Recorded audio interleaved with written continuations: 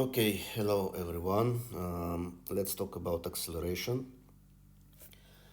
Acceleration is when we see that velocity is not constant, but it can change. The formula for constant acceleration is given by this expression, delta v divided by delta t. Delta v, which means is final velocity at final time, minus initial velocity at initial time. The units are meters per second square.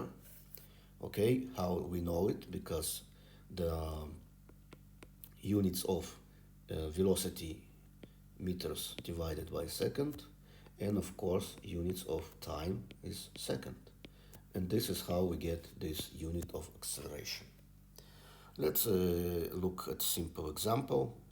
Let's assume that for every second my velocity or some other object was increased by 2 meters per second. And if we look at this graph of v of t, we see that initial velocity at time of 0 is 2 meters per second. After 1 second we need to add 2 meters per second. Now it's 4. After another second we need to add more 2 meters per second. Now it's 6. Okay, and we can see that the function is linear, which means the slope is constant. And what is the slope of this function, linear function? It is delta v divided by delta t, which is exactly the definition of acceleration, which means the slope of this function of v of t is acceleration. Okay, in this case, of course, it's positive, okay, but it could be also negative. Let's see the other example. We see the graph of the function, which is linear. We have two coordinates. One is, or the first one is actually initial velocity of at time t equals 0 seconds, and the value of velocity is 4 meters per second. Second point or coordinate is this one, when time equals half of second or 0.5 seconds, and the velocity is 2 meters per second. Okay, now first part, we need to find the acceleration. Okay, again we're going to use this formula.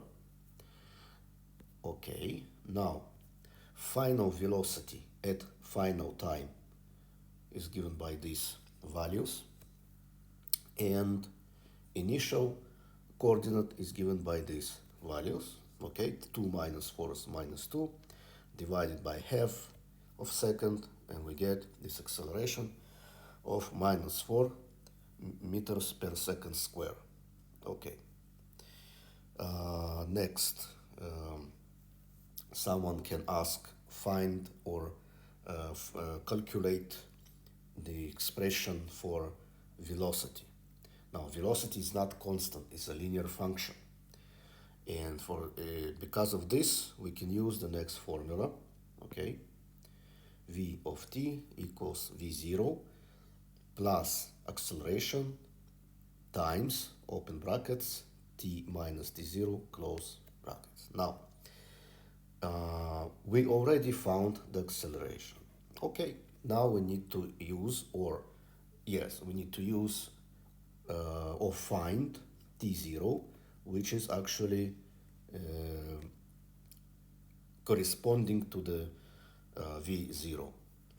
For instance, we can use this coordinate and write t0 v0 equals 0 seconds, 4 meters per second. Or we can use this one as t0 v0, which is 0.5 seconds, and the velocity is 2 meters per second.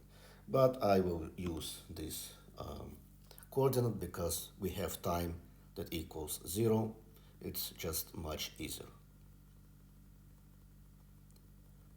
Just a second, please. Okay. Okay, so let's substitute, okay, all those values in this formula, and let's see what we'll get. Okay, we know that t0 equals 0, and when time equals 0 seconds, the velocity is 4 meters per second. Acceleration we already calculated in previous part, which was -4. And finally, we have this expression for velocity for any given time t. Also, you always can check if your expression is correct. Just you can substitute time, and you can check if, let's assume that t equals 0, will we get actually 4 meters per second? Okay, let's see, 4 minus 4 times 0. Actually, yes, it's 4 meters per second, which is exactly this initial point. So our function is okay. You can say good to go. Okay, next part, find expression for the position.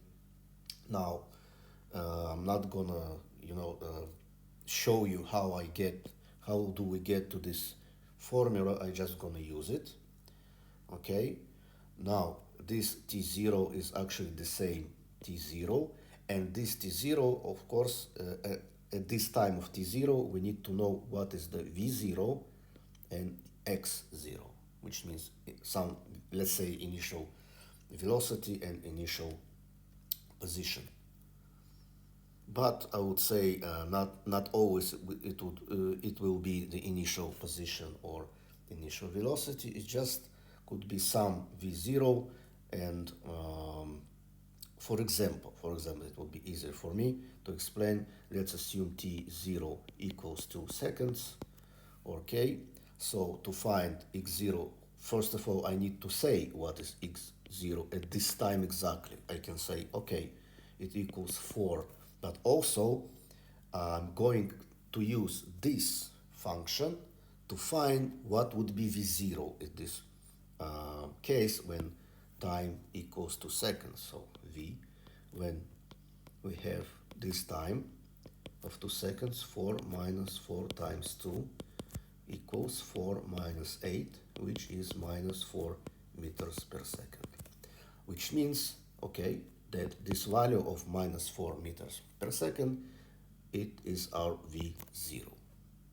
And then we're going to substitute here, here, here, and here. Okay, but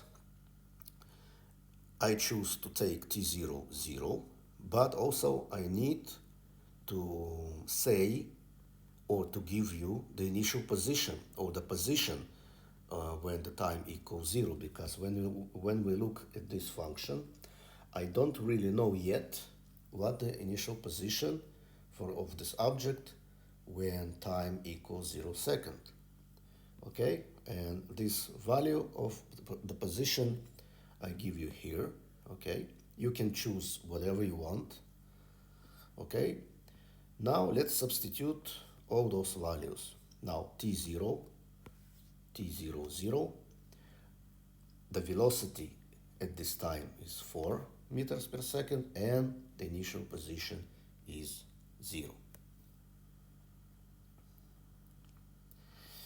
Okay, now the final value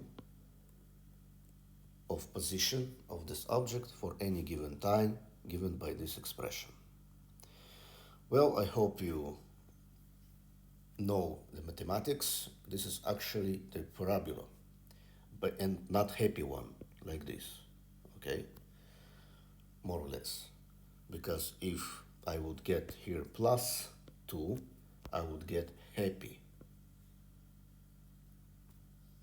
parabola. Okay, now next part, we can try to draw something close to this function. I mean, how this parabola would look like. Okay. Well, first I will remove this one, and I want to talk to you about the slope or instantaneous slope okay, of this function at any given time, suppose this time or this time, it's actually instantaneous velocity at this time and this time, or any other given time. Or in other words, the derivative of this function of position, which actually give us the function of velocity. Again, okay, again, the slope or instantaneous slope at any given time, let's suppose here or here, we will get this slope. This would be the instantaneous velocity in time t0, let's say. Okay, this is instantaneous velocity at time t1. This could be instantaneous velocity or slope, okay, of the object at time of t2. Okay, now let's try to check if this graph actually represents this expression of position. Now let's build it again. Now, as I said before, the parabola is set. Okay, let's want to erase this. Let's erase this also. Okay. Now I know that instantaneous velocity of this object at initial time of t equals 0 seconds is positive, which means the slope would be positive, like this, more or less. Okay. Now let's try to understand which case I can use to draw the graph of position. Let's take this parabola. Now, the problem when I use this case, okay, because the slope or instantaneous slope or instantaneous velocity at this time is actually negative. Okay, it's negative, which is not good because we know that instantaneous velocity should be positive. Okay, so it's not good. Let's see another case. Could be that parabola would look like this. Again, instantaneous velocity, okay,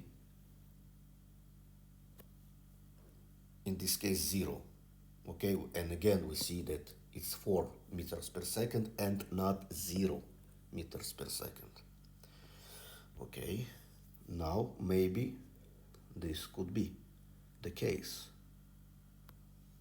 and I see actually this is the case. Okay, now I see that instantaneous velocity or instantaneous slope of this function, okay, at this point is actually can be represented by 4 meters per second. And if you look at this time, let's call it t1, that instantaneous slope slash instantaneous velocity actually v at time t1 equals 0 meters per second. Now if you go back to this graph of velocity, now when actually we can see this velocity of 0 at this time t1, okay, and this is the same time here. And you can see after this time t, okay, the slope actually is negative, which is velocity also is negative. Those parts, all those parts.